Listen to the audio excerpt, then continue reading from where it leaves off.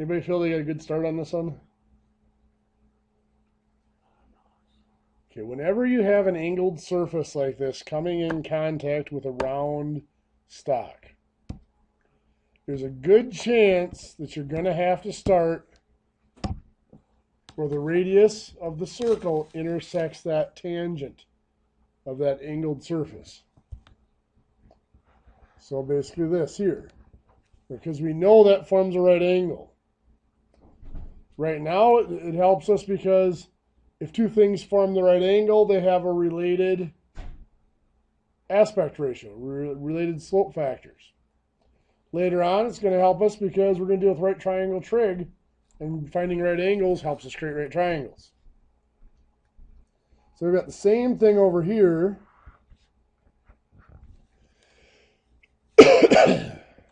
So what we're going to focus on is this triangle formed.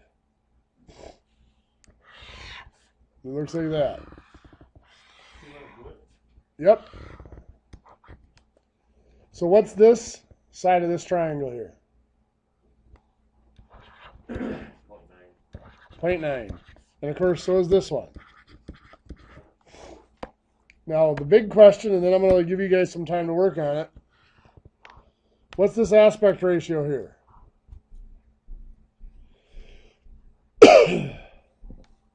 This is taper per foot. So this is 12 inches here. Down here, however, it is not 0.62326. 0.31163. Very good. Because this describes the diameter. So if you added up the amount of change on both sides, it has to add up to that. So you have to split it in half because we're only looking at the radius. That aspect ratio will then be the same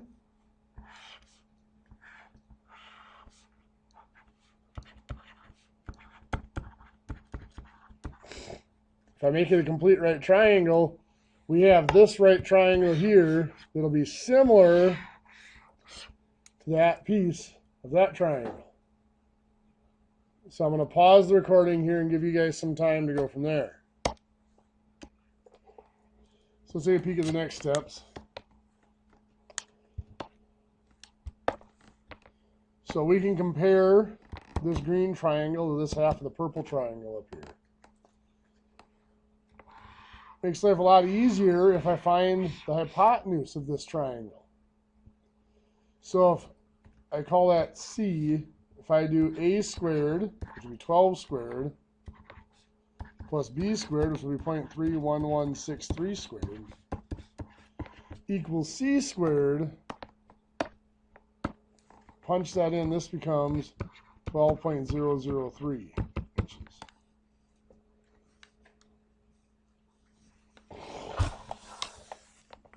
Did anybody come up with that? Okay. What do we do with that from there?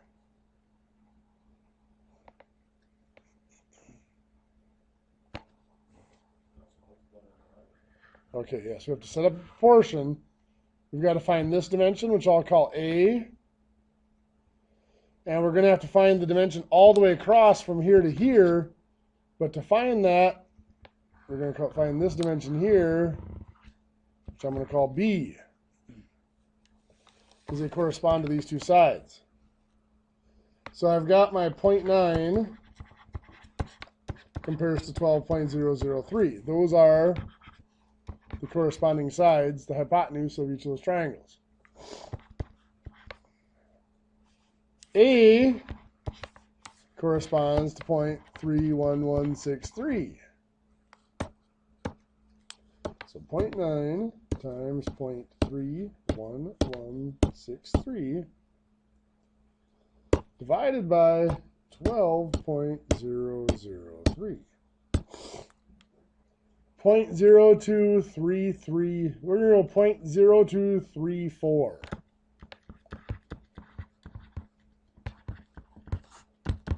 We're just going to go to the 10,000ths, the 10th. Now I've got the same setup. 0.9 over 12.003 equals B over 12. So 0.9 times 12 divided by 12.003. 0.8998. So this is 0.8998. We're going to multiply that by 2. I'm going to leave it as it is there so that eliminate some of the round off error. So I get 1.7996 is all the way across.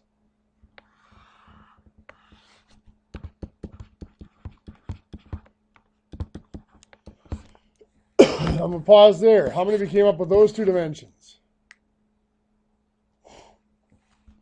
So now that we have those two dimensions, coming back to the original drawing here. From here to here is 0.0234.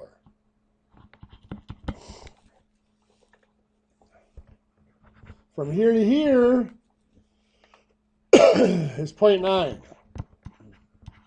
This is my radius. So that means from here up to the top of the ball,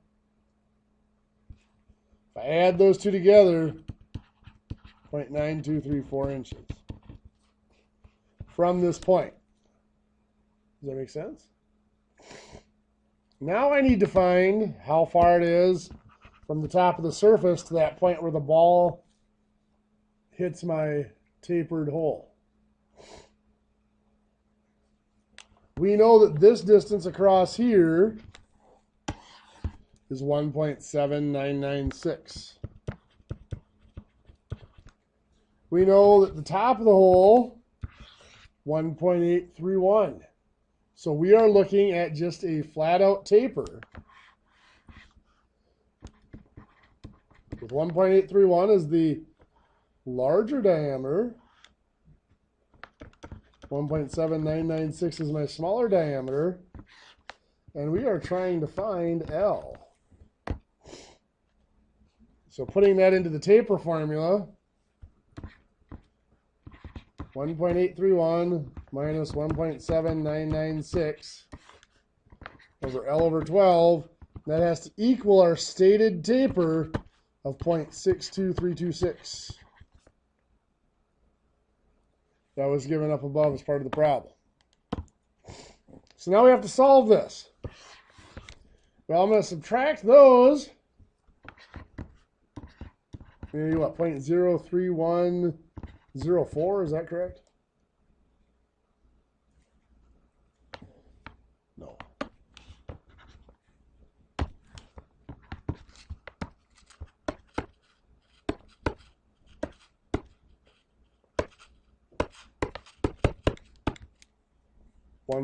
.0314 over L over 12 equals 0.62326.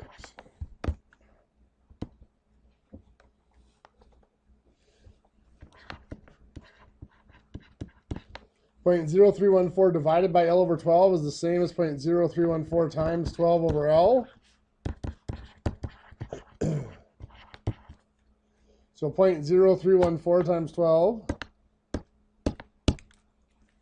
is 0.3768 over L equals 0.62326. I will put that over 1. So I've got the 0.3768 times 1 divided by 0.62326. L is 0.6046 inches. Why did you multiply? I was multiplying by 1. Why did you multiply the 0.626? By L? Yeah, by L over 12. Not by L over 12 in green. I could have. That would have given me 0.626 L divided by 12. Then I still would have multiplied this by 12. Or divided this by 12, one of the two. Yeah, that would have been an alternative way to go about it. So 0.6046 is this distance. We're going to subtract that from here to figure out how far our ball sticks up above. So 9234 minus 0.6046.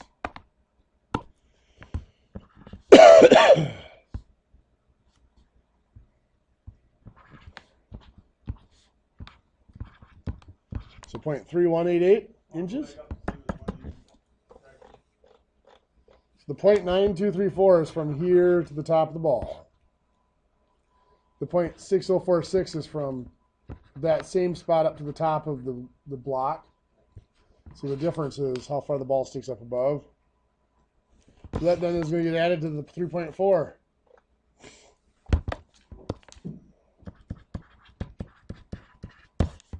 So 3.7188 inches is X. Let me see what X was. X was the distance from the bottom of the block up to the top of the ball. So 3.4 is bottom of the block to the top of the block. So I just added that protrusion. What do you think?